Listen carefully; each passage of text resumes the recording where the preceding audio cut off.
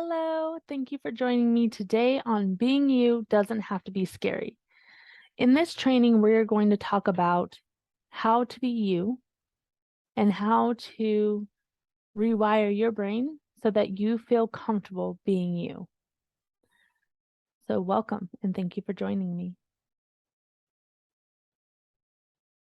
So why is it so hard and so scary to be you? Society, parents, or even your experiences told you, showed you that you were not enough. You spent so much time rejecting yourself now because you believed what they said. You've spent so much mental energy comparing yourself to others who your brain tells is good enough and tells you is good enough. Another reason is you don't fit in the boxes that society has decorated for you. You're in a marginalized group. You're a woman. You're a person of color. You are fat by society's standards. You're neurodivergent. You're part of the LGBTQIA+ community, social class, money, right?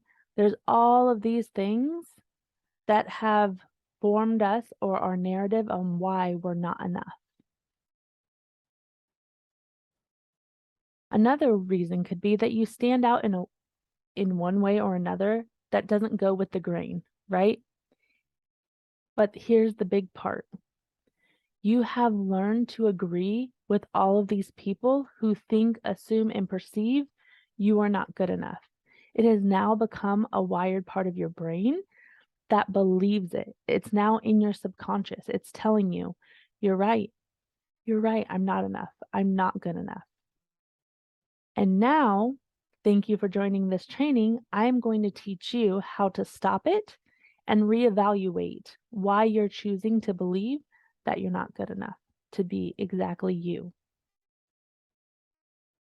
You no longer have to believe these optional thoughts that have been given to you. Starting today and moving forward, you get to decide on purpose that you are enough right now, exactly as you are. Let me say it again. You get to decide on purpose that you are enough right now, in that size of body, in your own skin, in that brain of yours with that personality. You are exactly enough. Trust me, I know what you're thinking. Amber, it's not that easy. You don't live inside my brain. You don't hear what my brain is telling me. But you're right. It is going to be hard. But here's the thing. You have nothing to lose, but you have everything to gain by taking your control back, taking your power back, and no longer believing the lies that your brain's telling you. Because they're lies. They're other people's assumptions and judgments and perceptions. They're society's presumptions, judgments, but they aren't real and they aren't true.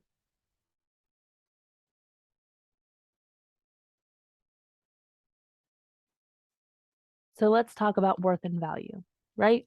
Because at the end of the day, that's what it sums up to. Are we worthy enough? Do we value ourselves? And how has society made sure that we don't? They tell us we're not good enough. We never meet the box of good enough. So we have to unlearn conditional self-worth and self-esteem. We have to unlearn only giving ourselves love and appreciation and approval and acceptance, which I forgot to add there, when we do the things that we think make us deserving of self-worth and self-esteem and love and confidence. Let me say that again. We have to unlearn only giving ourselves love, approval, validation when we think we are doing the things that society says, okay, check mark, star, you get it.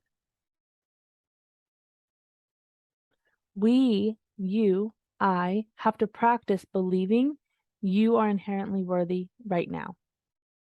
Without all those conditions, without checking that box. We don't have to check the box. We don't have to do all those things. We do not have to earn our value and our worth. I know your brain is like, but yes, we do. You don't understand. It's the way society is built.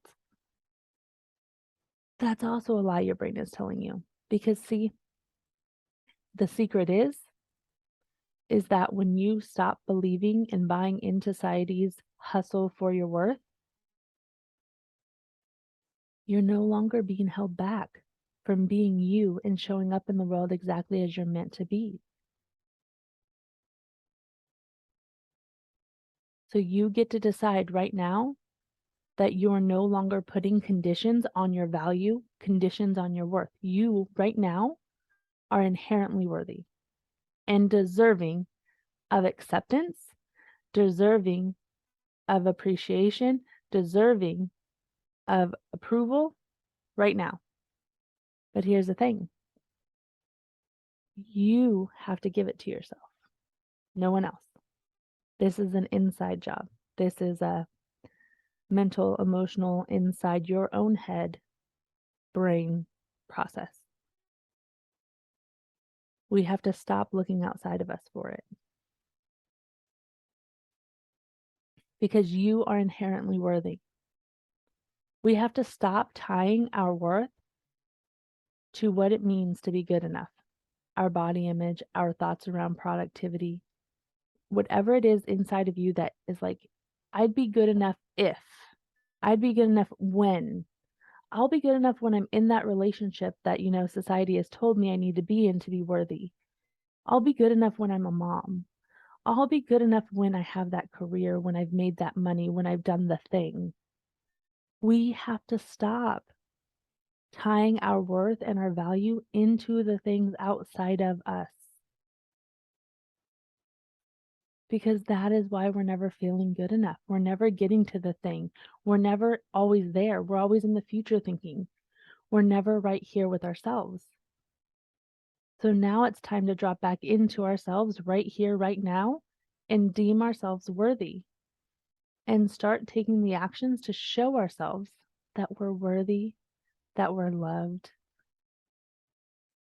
Especially if we've spent the last 36 years doing otherwise, right? We have to stop tying our worth to anything outside of us.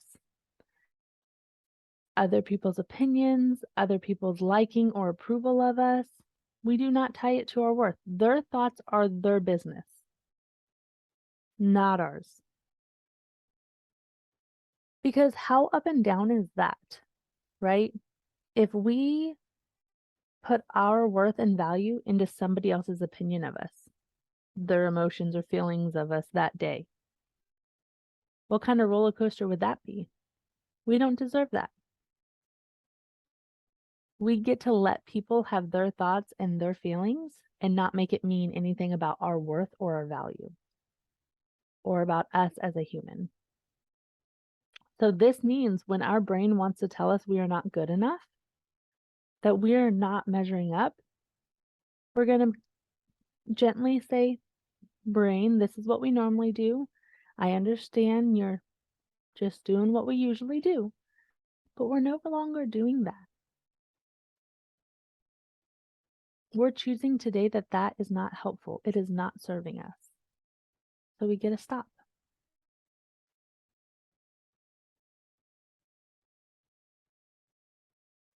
So in this part of the training, I'm going to be teaching you how to change your self-narrative.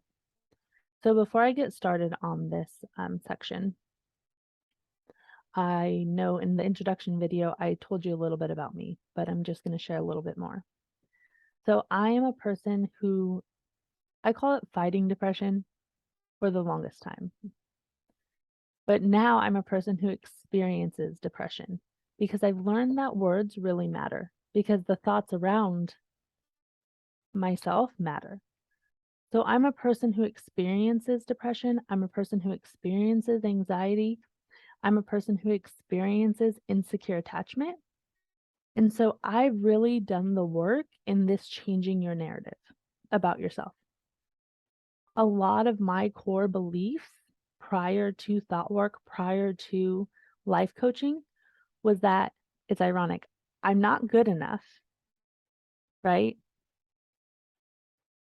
But yet, so I'm never feeling good enough. And I always think people are going to leave me because I'm not good enough. But then I'm trying so hard to be good enough that I end up forgetting myself and who I am or what my needs are. And I'm not showing myself appreciation because I spent so much of my time trying to earn my love from other people because I didn't have it. So if I didn't have it, then how could they have it for me?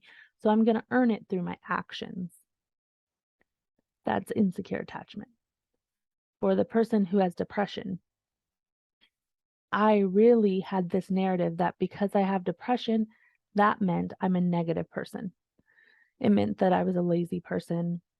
It meant that my brain just didn't work and operate the way others did, so something was wrong with me and I needed to be fixed. I made it mean that I will never have like a happy life, right? Like it's amazing all of these thoughts that our brain offers us that we just believe to be true, which a lot of when it comes with depression, it did come from like people telling me, why don't you have such a great life? Why aren't you just grateful for like the life that you have? I was grateful for the life that I had. It had nothing to do with that. It was everything to do with the fact that I have depression. So I had to do a lot of work on learning to accept these parts of me, these parts of my personality, these parts of my brain.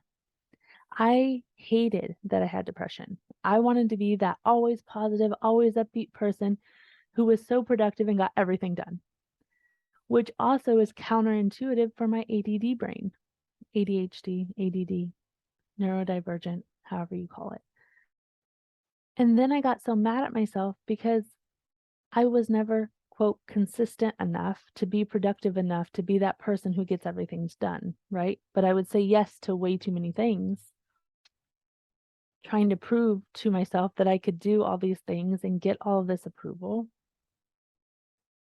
I'm just trying to tell you guys that I've been there. And I'm not just telling you this hocus pocus stuff. I'm telling you this because I had so much of my own negative narratives that I've had to discover, uncover, deconstruct, and start new. So not only did I fight depression, anxiety, have insecure attachment, and experience it in dating and relationships, I also am a fat human. And by fat, I don't think I'm fat. There have been times when I've called myself fat and ugly because I didn't meet the standards of America's beauty. I've never been thin. I've always been on the thicker side.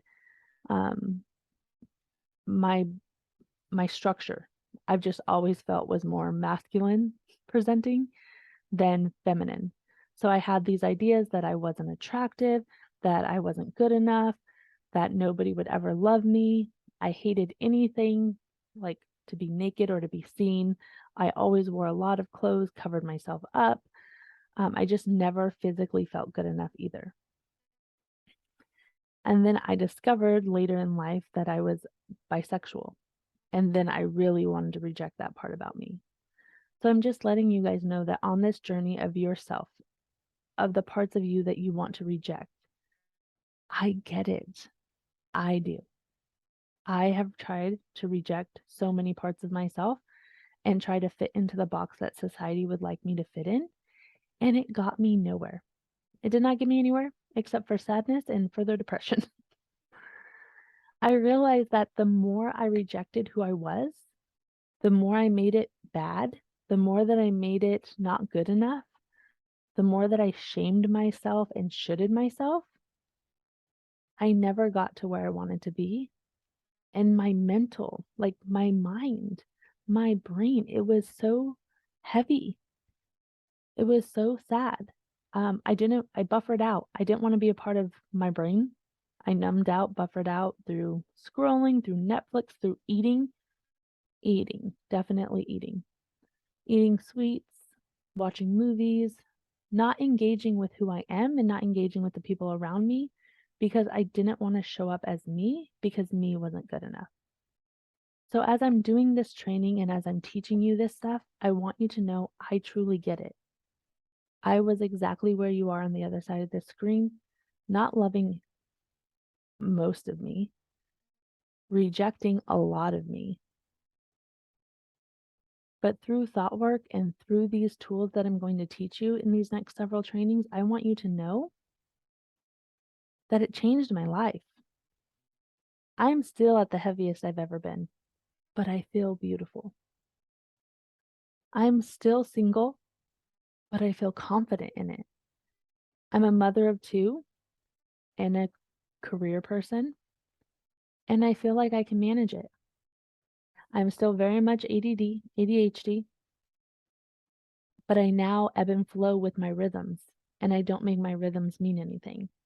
I'm still a person that experiences depression, but it's not as heavy because I've learned to love myself through my down cycles. I still very much am a person with anxiety, but I don't reject that part of me. I've learned to really feel my feelings when it comes to all aspects of my life. So over these next few trainings, I just wanted you to know I've been there and I'm here to help you. And if you have any questions, email me. I will respond. My email is amberlynn@takingbackherbrain.com. So the next training is going to be changing your self-narrative. I'll see you there.